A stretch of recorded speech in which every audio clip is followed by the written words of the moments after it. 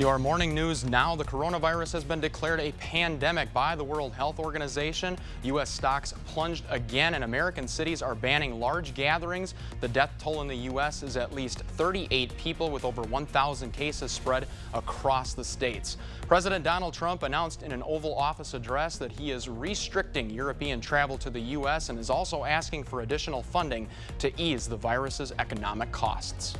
In taking early, intense action, we have seen dramatically fewer cases of the virus in the United States than are now present in Europe. I will always put the well-being of America first.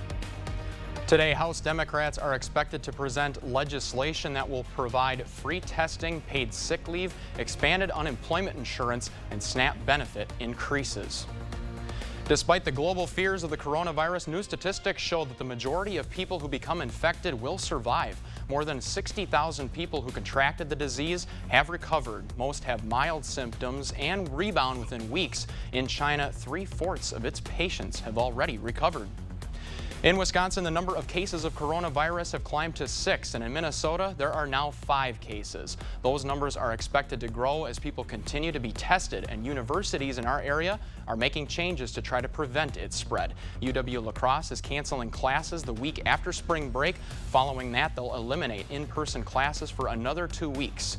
UW-Madison and the University of Minnesota have also canceled classes until further notice. We are looking at showers and maybe even an isolated rumble of thunder moving east across the region, and that'll be the trend this morning, with pockets of light to moderate rain, and then a cold front comes through later today, and that'll bring some additional showers as well.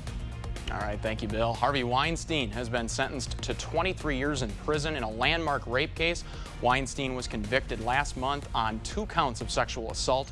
A spokesperson says Weinstein was taken back to Bellevue Hospital after his sentencing for chest pain and is now locked in a jail ward. His sentencing is being hailed as a major success for the Me Too movement.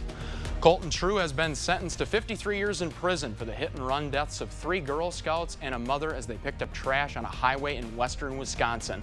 The 23-year-old pleaded no contest to 4 counts of homicide by intoxicated use of a vehicle and hit-and-run involving great bodily harm. If you live on La Crosse's north side, you may need to find another place for groceries now that Gordy's Market is closed. News 8 Now spoke to a store manager who confirmed the news that the store officially closed yesterday. Staff were unable to confirm more details.